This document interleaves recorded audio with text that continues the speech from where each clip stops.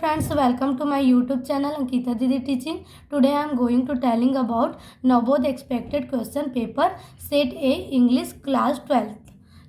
तो आज हम लोग पढ़ने वाले हैं grammar do as directed class 12 तक का। ठीक है, तो कल मैंने अपने पिछले वीडियो में चौथा क्वेश्चन तक के बता दिया था। ठीक है, तो आज हम लोग पढ़ने वाले हैं पांचवा क्वेश्चन को, है ना।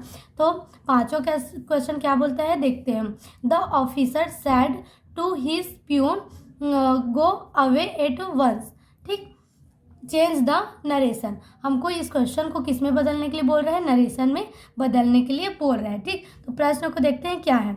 The officer said to his peon, मतलब जो ऑफिसर है वो अपने प्यून से कहता है गो अवे एट वंस, मतलब तुरंत चले जाओ। ठीक है, तो ये क्या कर रहा है, ऑफिसर क्या कर रहा है, अपने प्यून को आज्ञा दे रहा है कि तुरंत चले जाओ। ठीक है, तो ये कौन सा नरेशन हुआ, इम्परेटिव सेंटेंस नरेशन हुआ। ठीक है, तो इम्परेटिव सेंटेंस नरेशन सेंटेंस में क्या बोलते हैं, जो सैड होता है, ठीक, उसमें हम लोग जो भी प्रश्न का सेंस है उस हिसाब से यहाँ पर वो लगाते हैं। ठीक है, मतलब ऑर्डर, कमांड, ये सब लगाते हैं। ठीक, तो यहाँ पर जो ऑफिसर है अपने प्यून को क्या दे रहा है, आज्ञा दे रहा है कि तुम यहाँ से चले जाओ करके, है ना। तो क्या हो जाएगा, सैड के स्थान में कमांडेड हो जाएगा। ठीक है, क्या हो जाएगा, कमांडेड हो जाएगा। तो द ऑफिसर, और सैड की जगह में इम्परेटिव सेंटेंस में क्या आता है, इम्परेटिव नरेशन सेंटेंस में, और सैड के स्थान में आप क्या लगा सकते हो, आज्ञा दे रहे हैं तो कमांड करने। ठीक है, तो कमांड का क्या हो जाएगा, कमांडेड हो जाएगा। ठीक है, the officer commanded to his peon, और अवतरण चिन्ह की जगह में क्या लग जाता है, इम्परेटिव नरेशन में यहाँ लगता है टू लग जाता है। ठीक है, इसमें इफ दैट नहीं लगता। ठीक है, टू लगता है इम्परेटिव नरेशन में, तो क्या आ गया, टू आ गया। और जो इम्परेटिव सेंटेंस होता है, मतलब जिसमें आज्ञा दिया जाता है, उसमें क्या किया होता है, जो टेंस होता है उसमें किसी भी प्रकार का परिवर्तन नहीं होता। तो हमारा जो गो अवे एट वंस है वो गो अवे एट वंस वैसा का ही वैसा लिखा आ जाएगा। ठीक है, गो अवे एट वंस। ठीक, समझ में आया। The officer said to his peon go away at once, तो इसका नरेशन में कैसे चेंज होगा, द ऑफिसर, फिर सैड के जगह में क्या लग जाएगा, कमांडेड लग जाएगा। क्यों लग जाएगा, क्योंकि इसमें जो ऑफिसर है वो अपने प्यून को क्या दे रहा है, आज्ञा दे रहा है, इसलिए सैड की जगह में क्या लग गया, कमांडेड लग गया। ठीक, टू हिज प्यून वैसिज का वैसिज रहेगा, टू हिज प्यून। फिर जो इम्परेटिव सेंटेंस में क्या होता है, जो अवतरण चिन्ह रहता है उसके जगह में क्या लगाते हैं, टू लगाते हैं, तो टू लग गया।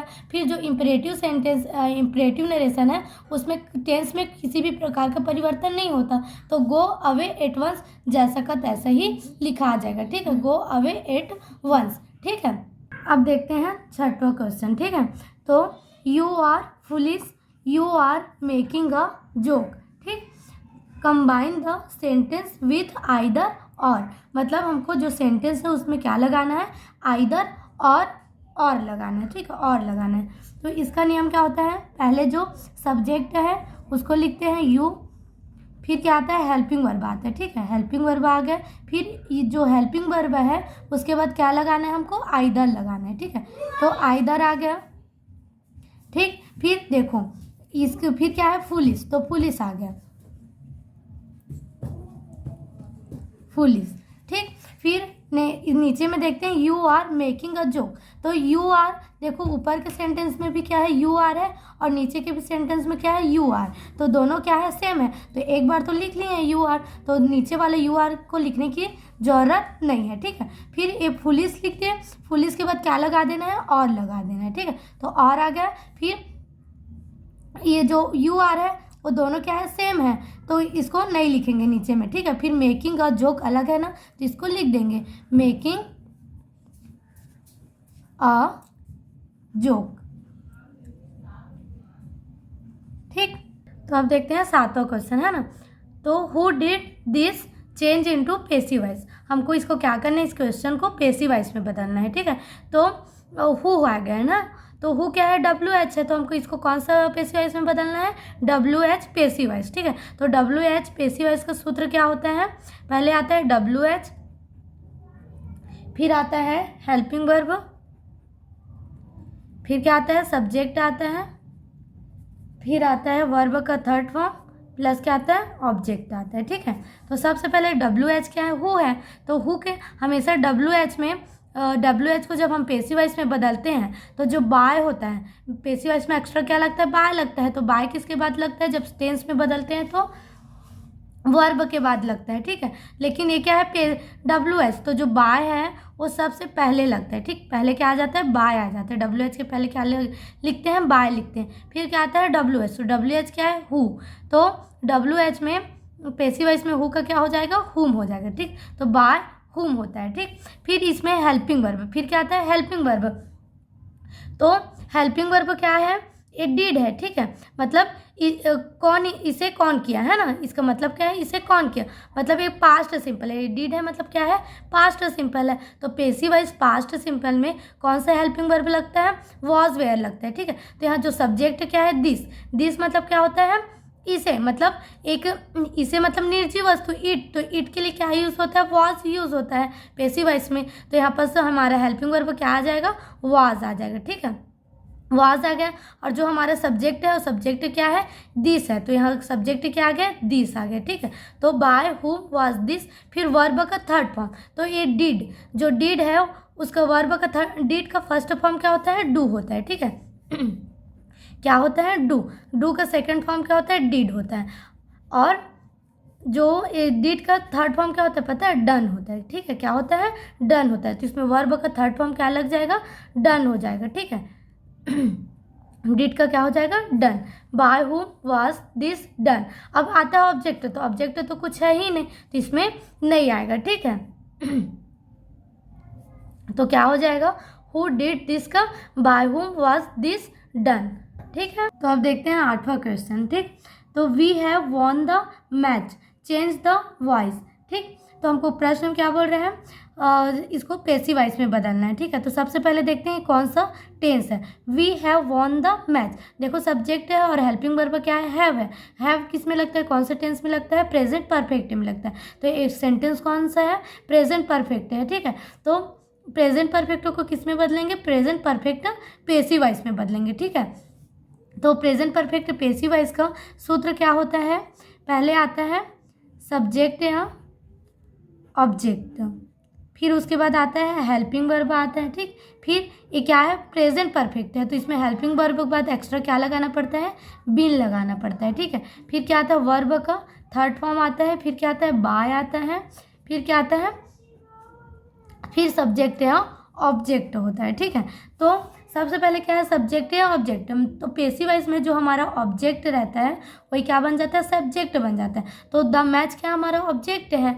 तो द मैच क्या हो जाएगा, सब्जेक्ट बन जाएगा। ठीक, तो द मैच हो गया, द मैच। अब देखो हेल्पिंग वर्ब क्या लगेगा, तो प्रेजेंट परफेक्ट पेसिव वॉइस में कौन सा हेल्पिंग वर्ब लगता है, हैव और हैज़ लगता है, तो आई यू वी दे के साथ क्या लगता है, हैव लगता है, और ही सी इट नेम के साथ क्या लगता है, हैज़ लगता है, तो द मैच क्या गेम का नाम है ना, तो गेम को क्या बोलते हैं, मैच बोलते हैं, तो एक हिसाब से नाम ही है ना, तो नाम के साथ क्या लग जाएगा, हैज़ लग जाएगा, तो यहाँ पास क्या आ गया, हैज़ आएगा, फिर एक्स्ट्रा क्या लग जाएगा, बीन लगता है परफेक्ट में, तो बीन आ गया, फिर वर्ब का थर्ड फॉर्म, तो वर्ब का थर्ड, इसमें वर्ब क्या है, वॉन, तो विन का जो सेकेंड फॉर्म है। ठीक है, विन का सेकेंड फॉर्म वॉन होता है, और थर्ड फॉर्म भी क्या होता है, वॉन ही होता है, तो यहाँ वर्ब का थर्ड फॉर्म वॉन ही रहेगा। ठीक है, तो क्या आ गया, वॉन हो गया। ठीक, द मैच हैज़ वॉन, फिर क्या आता है, एक्स्ट्रा पेसिव वॉइस में